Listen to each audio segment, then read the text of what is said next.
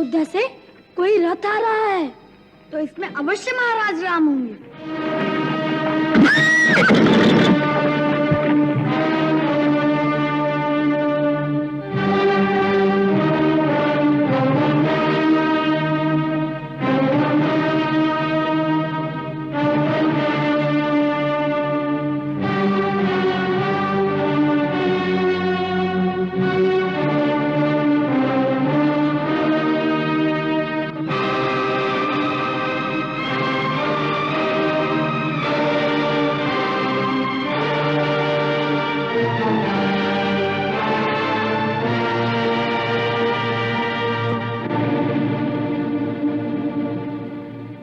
घोड़े को जिन दो मुनि कुमारों ने पकड़ा है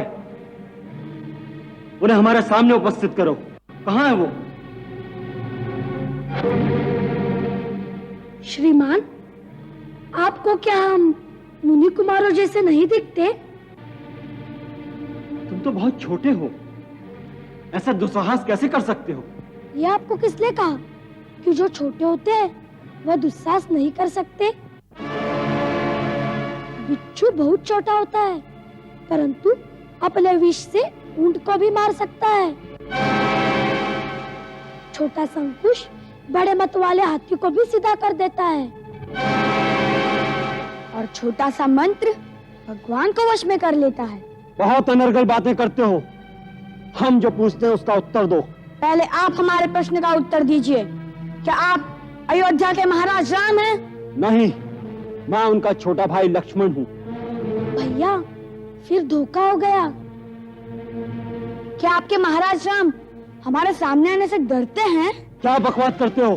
क्रोध न करे श्रीमान, क्रोध से ज्ञान नाश होता है, और ज्ञान का नाश होने से बुद्धि भटक जाती है, और बुद्धि के भटकने से मनुष्य का पतन हो जाता है।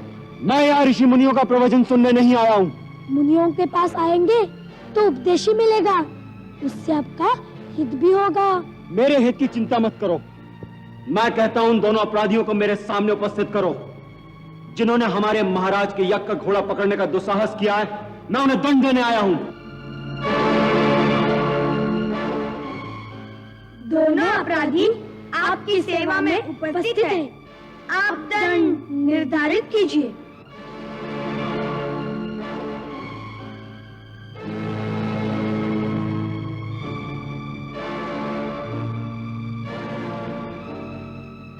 तुम दोनों?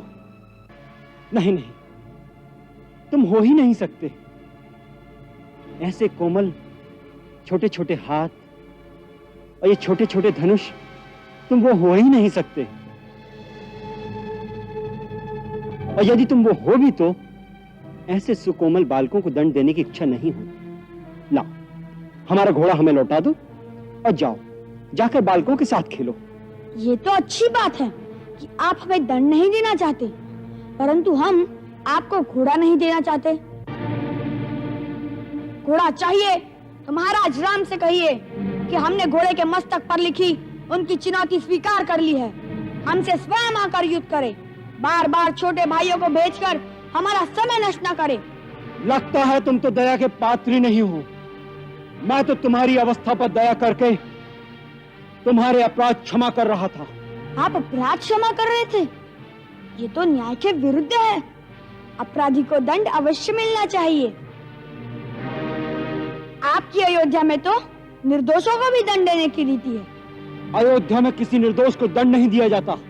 अच्छा, तो महारानी सीता का क्या दोष था जिन्हें इतना महान दंड दिया गया? तब आपके हृदय में क्या कोई दया नहीं थी? फिर आज कहां से आ गई ये दया?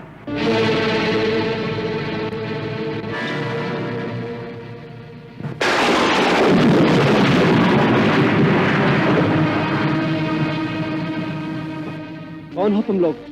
अपराधी जिन्होंने अयोध्यापति के यज्ञ का घोड़ा पकड़ने का दुस्साहस किया है। यदि हमें दंड देने की इतनी इच्छा है तो अपने मन की आकांक्षा पूरी कर लीजिए, अन्यथा आराम से वापस चले जाइए।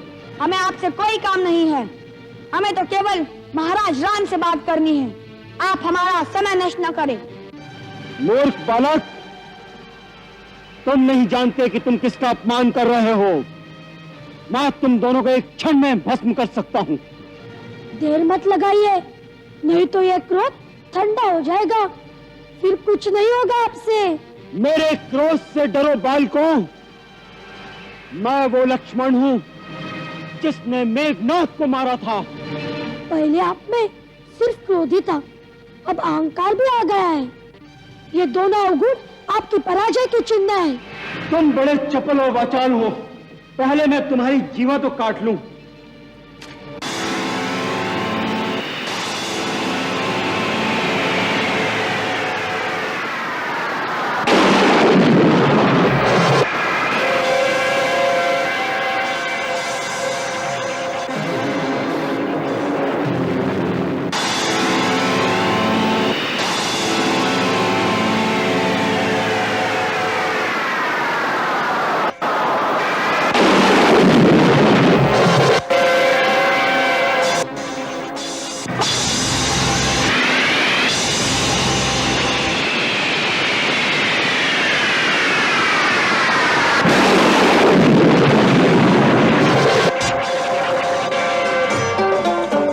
छिड़ा संग्राम, छिड़ा संग्राम, छिड़ा संग्राम, छिड़ा संग्राम।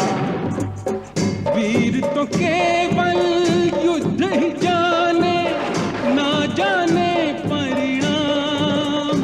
छिड़ा संग्राम, छिड़ा संग्राम। अतुलित बलशाली लक्ष्मण बलवीर है, लव कुश के तरकश में अक्षुण तीर है। लक्ष्मण लव कुश रघुकुल की संतान है, पर अपने संबंधों से अनजान है। तीर न देखे रिश्ते नाते, करते अपना काम। छिड़ा संग्राम, छिड़ा संग्राम। छिड़ा संग्राम, छिड़ा संग्राम।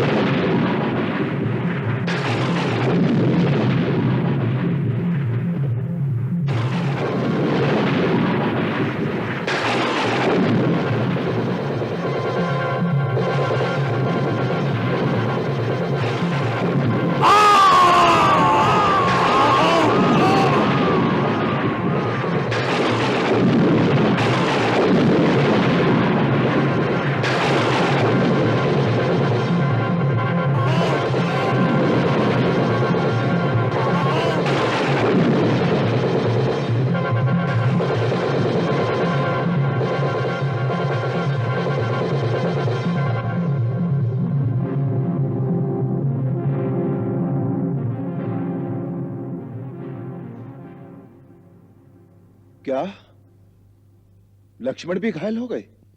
जी महाराज, बहुत घमासान युद्ध हुआ। दोनों ओर से दिव्य अस्त्र चलाए गए, परंतु एक शक्ति लगने से कुमार लक्ष्मण बुरी तरह घायल हो गए।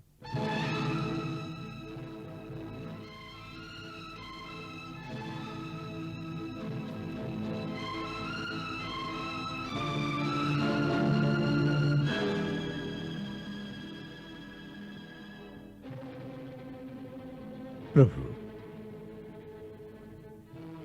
ये साधारण बालकों का काम नहीं हो सकता। या तो कोई मायावी है या कोई दिव्य बालक। कोई भी हो, परंतु लक्ष्मण और शत्रुघ्न जैसे योद्धाओं को जो पराजित कर सकें, वो परम शक्तिशाली अवश्य हैं। महाराज, मुझे आज्ञा दीजिए, मैं इसी समय प्रस्थान करता हूं। प्रभु, मुझे भी कुमार भरत के साथ जाने की आज्ञा दीजिए। वानरराज, आप इस समय हमारे अतिथि हैं। हम आप पर यह भार नहीं डाल सकते। मैं अतिथि नहीं हूं, मैं प्रभु का मित्र हूं। संकट के समय मित्र का धर्म है मित्र की सहायता करना। सो मुझे कृपा करके जाने की आज्ञा प्रदान करें। प्रभु, सेवा का ये अवसर मुझे भी दिया जाए। मुझे ऐसा प्रतीत होता है कि इस कांड में अवश्य कोई गूढ़ रहस्य है।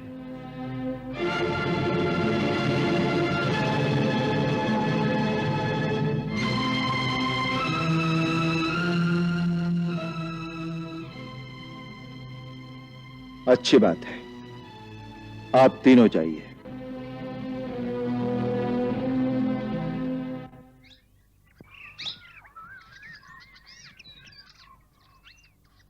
सूर्योदय का समय हो गया है। मुझे माता जी के लिए कमल पुष्प लाने जाना है। तो जाओ भैया, चिंता न करो, मैं इधर रहूंगा। यदि महाराज राम आ गए तो मैं तुम्हारे लिए उनको रोक रखूंगा। जब तक तुम नहीं आते मैं उनसे युद्ध करता रहूंगा। अच्छा, मगर हारना नहीं।